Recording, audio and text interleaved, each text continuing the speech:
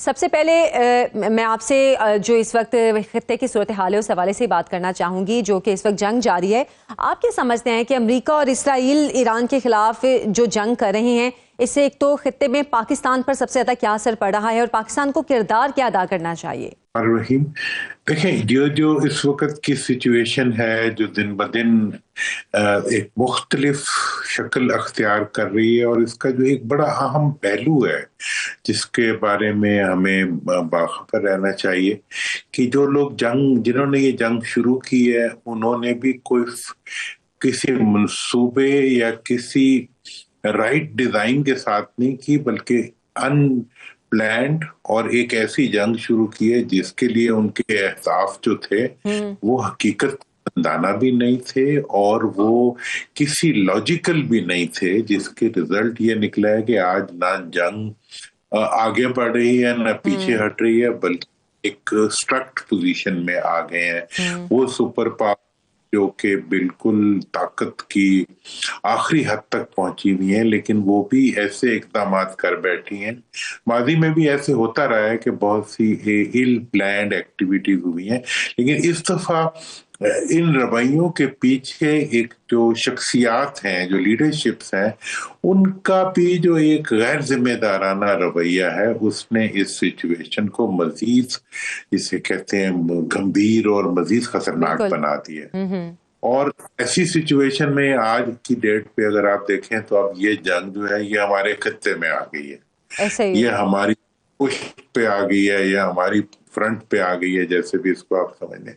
تو اس سچویشن میں جو غلطیاں ہو رہی ہیں، اگر کوئی صحیح اقدام اٹھاتے ہیں ہم،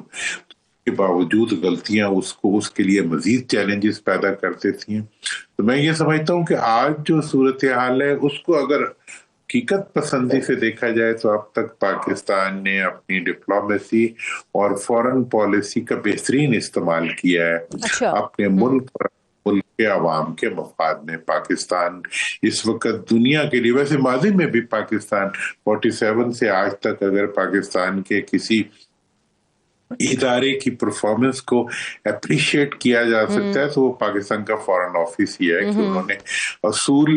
اور پریگمیٹزم کے بیچ میں سے اپنے لیے ہمیشہ ایک راستہ نکالا ہے۔ تو آج بھی پاکستان اسی طریقے سے چل رہا ہے اور احتیاط سے چل رہا ہے۔ لیکن اس میں محمد علی درانی صاحب، اس میں جیسے کہ سعودی عرب کے ساتھ ہماری ڈیفنس ڈیل بھی ہے، اور ایران کی جانب سے جو سعودیہ میں امریکی اڈے ہیں ان کو بھی نشانہ بنایا جا رہا ہے، اور اب تو عرب کنٹریز کی جانب سے باقاعدہ کہا جا رہا ہے کہ اب ہم جوابی کارروائی بھی کریں گے۔ تو کیا اس سچویشن کو روکنے کے لیے اور سعودیہ اور ایران میں جو غلط فہمیاں بڑھ رہی ہیں ان کو کم کرنے کے لیے پاکستان اپنا کردار اس طرح نبھا رہا ہے، بہتر طریقے سے نبھا رہا ہے؟ کیا مزید ان غلط فہمیوں کو کم کیا جا سکتا ہے؟ دیکھیں، میں تو سمجھتا ہوں کہ جی پہلے تو یہ کام مختلف جو بڑے ممالک سے وہ زیادہ ادا کیا کرتے تھے، لیکن اس وقت کا جو ان غلط فہمیوں کو دور کرنا، اور دیکھیں آج اگر ایک کے بجائے 10 ممالک بھی اس میں شامل ہو جائیں تو اس سے مسئلے کا حل نہیں نکلے گا۔ یہ چیزیں سب کو، میرا خیال ہے، جو تھوڑی سی ڈپلومیسی کو سمجھتے ہیں ان لوگوں کو پتہ ہے کہ اس وقت اگر ابھی 2 ممالک حملہ آور ہیں، اگر 10 بھی ہو جائیں گے تو اس سے زمین پہ کوئی حقیقی اثرات ایسے مرتب نہیں ہوں گے کہ جو سچویشن کی جو گمبھیرتا ہے اس کو کم کر سکیں۔ لہذا اس وقت جو کام پاکستان کر رہا ہے، اور جس طریقے سے بیک ڈور ڈپلومیسی کے ذریعے اور بیک ڈور چینلز کے ذریعے کمیونیکیشن کے ذرائع فراہم کر رہا ہے متحارب گروپوں کے درمیان، میں سمجھتا ہوں کہ یہی طریقہ ہے کہ اس وقت تدبر اور حکمت جو ہے اور ریسٹرینٹ جو ہے، کہ مطلب آپ جمپ کرنے کے بجائے آپ حالات کو اس طریقے سے ڈیل کریں کہ ان وقت کے ذریعے ان کو ٹریٹ کیا جائے۔ تو میں سمجھتا ہوں کہ یہی بہترین حکمت عملی ہے، اور یہ حکمت عملی جو ہے یہ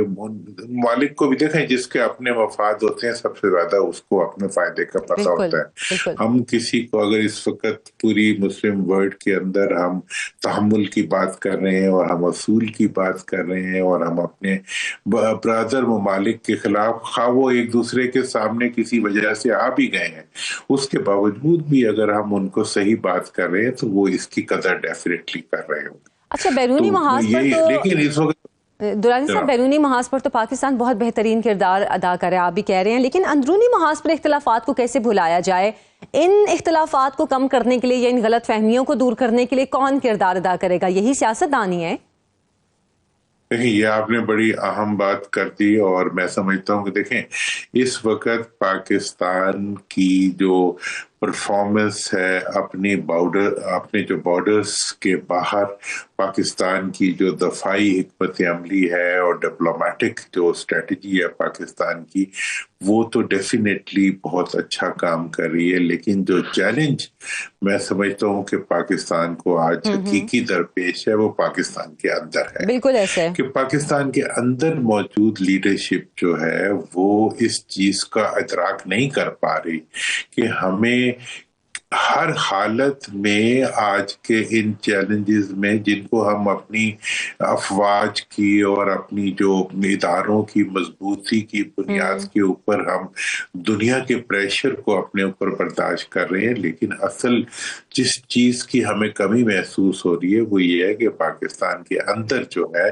एक पॉलिटिकल रिकंसिलिएशन की जरूरत है, एक नेशनल यूनिटी की जरूरत है, एक एकता की जरूरत है। और ये कोई मामूली, मैं समझता हूँ कि पाकिस्तान की जो पूरी हिस्ट्री के अंदर, बल्कि रीसेंट जो हिस्ट्री दुनिया की है उसके अंदर इतने क्रूशियल हालात जो है वो दुनिया ने नहीं देखे। सेकेंड वर्ल्ड वॉर के बाद कोई ऐसी सिचुएशन डेवलप नहीं हुई जो इतनी ग्रेव थी। तो इसलिए आप क्यों कर हम नहीं आपस में एक रिकंसिलिएशन की फिजा बना पा रहे? और चलो अगर लीडर या हुकूमत पीछे हट के अपोजिशन को अकोमोडेट नहीं कर सकती, तो मैं तो ये समझता हूँ कि कम से कम कौमी सतह पे और अवामी सतह के ऊपर एक ऐसा माहौल बनना चाहिए जिस माहौल के अंदर नेशनल यूनिटी रिफ्लेक्ट हो। और इसी वजह से हमने तो ये प्रपोजल भी दी थी कि इस वक्त पाकिस्तान की जरूरत ये है कि इसके अंदर एक national unity government form national unity की आप बात करें दुरानी साहब, वो इस मर्तबा जबकि अमेरिका और इसराइल ने ईरान में जंग शुरू की उसके बाद, क्योंकि जाहिर सी बात है वो जंग हमारे बॉर्डर तक भी आ सकती है, कशीदगी यहाँ तक बढ़ सकती है, वो हमें बहुत कम देखने में मिली। क्योंकि जब पाकिस्तान और इंडिया की जंग हुई थी तो अपोजिशन ने फिर भी कुछ हद तक हुकूमत का साथ दिया था, बयानबाजियां भी की थी। लेकिन अब जबकि 3 बॉर्डर्स पर इस वक्त हम देखें तो पाकिस्तान मुश्किल सूरत हाल से दो चार, एक तरफ अफगानिस्तान, दूसरी तरफ ईरान और तीसरी तरफ इंडिया, खतरा हमें 3 तरफ से है। तो इस वक्त नेशनल यूनिटी क्यों नहीं हमें मिलती? देखिए, इसके अंदर मेरा तो, अगर मेरी राय पूछें तो मैं समझता हूं कि इसके अंदर इस वक्त पूरी कौम को ये जो हमारी सियासी क़यादत है उसकी जिम्मेदारी बनती है कि वो पूरी कौम को लाके आपस में मुत्तहिद करते और अपनी अफवाज की पुश्त के ऊपर खड़ा करते, जैसे मार्का हक का आपने किया उस तरीके पे। लेकिन उसके लिए ये महसूस होता है कि किसी किस्म का अमली इकदाम जो है वो कहीं नजर नहीं आ रहा। हुकूमत जो है इस मामले में बेबस नजर आ रही है, कुछ करने के लिए तैयार नजर नहीं आ रही, और वो जाती मफादात और जाती जो डिजाइन्स हैं उनकी एग्जीक्यूशन से आगे नहीं जा पा रही। ये हमारे लिए बहुत बड़ा इस वक्त चैलेंज है। और मैं समझता हूं तो ये वही मिसाल होगी ना मोहम्मद अली दुरानी साहब के, जो लोग बाहर लोगों के साथ बहुत अच्छे ताल्लुकात रखते हैं, घर वालों के साथ उनके ताल्लुकात अक्सर खराब भी रहते हैं। ये बड़ी आपने पते की बात की है। बात ये है कि देखें, इस वक्त जो घरेलू ताल्लुकात है, और असल में अब इसमें एक बात हमें समझनी चाहिए कि हमारी जो बाहर के ताल्लुकात की जो बेहतरी है उसके पीछे वो ताकत कार फरमा है जो हमारी मिलिट्री और हमारी जो एस्टैब्लिशमेंट की जो माजी की अचीवमेंट्स और टेक्नोलॉजिकल डेवलपमेंट्स हैं पाकिस्तान के हाथ में, उनकी बुनियाद के ऊपर ही दुनिया के अंदर आज पाकिस्तान की रिस्पेक्ट भी है। और पाकिस्तान को देखें ना, एक वक्त में हमने एक मुश्किल हालात में न्यूक्लियर डिसीजन लिया, हमने मुश्किल हालात के अंदर मतलब अपने जो हमसाया ममालिक थे उनके साथ हमने बराबरी की बुनियाद के ऊपर बिल्कुल ऐसे